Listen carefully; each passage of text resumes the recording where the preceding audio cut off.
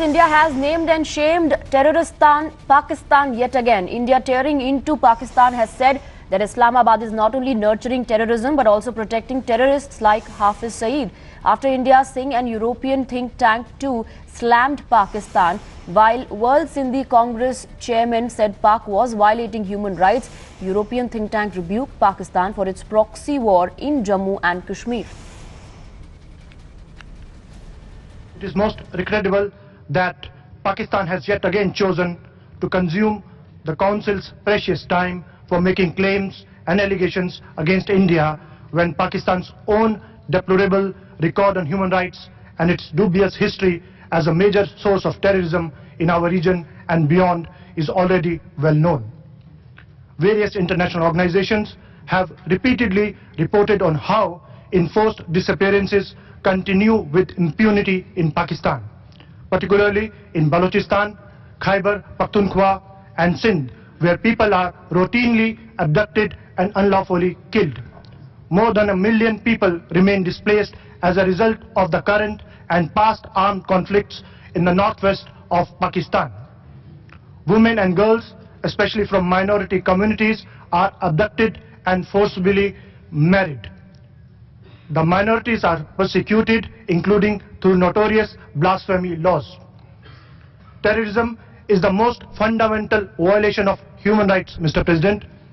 Pakistan has long attempted to mask its territorial ambitions in the Indian state of Jammu and Kashmir, which is an integral and inseparable part of India, and use of terrorism as a state policy under the guise of concerns for human rights.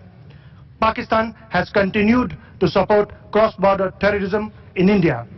We await credible action by the government of Pakistan to bring all those who involved in the 2008 Mumbai attack and 2016 Pathankot and Uri attacks to justice. Mr. President, is it not woefully farcical that the state which protected Osama bin Laden and sheltered Mullah Omar should make the pretense of being a victim? In gross violation of UN Security Council Resolution 1267, the UN designated terrorists like Hafiz Muhammad Saeed are freely operating with the state support, and the UN designated entities are being politically mainstreamed in Pakistan. Do we all need lessons on democracy and human rights from a country with such a track record? A country whose own situation is charitably described as a failed state.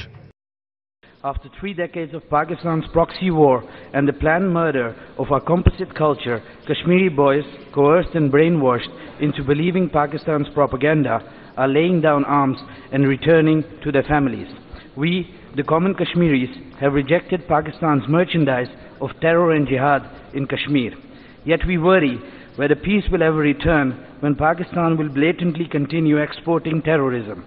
A staggering 70% of the 200 terrorists killed in Kashmir Valley last year were Pakistani nationals. All terrorist organizations operating in Kashmir are headquartered in Pakistan and continue to receive military and financial support from Pakistan's army and its intelligence agencies. When will the UN intervene and stop Pakistan from turning Jammu and Kashmir in the red?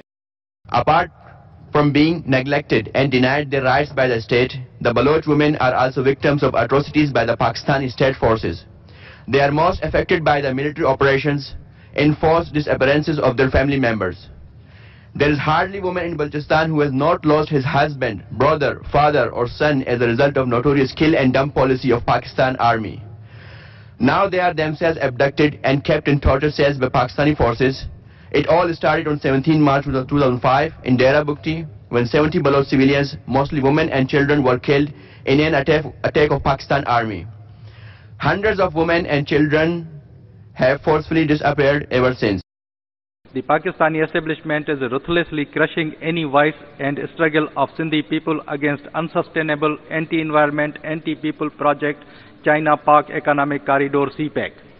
In 2017 alone, hundreds of Sindhi political activists, journalists has been abducted by Pakistani security agencies.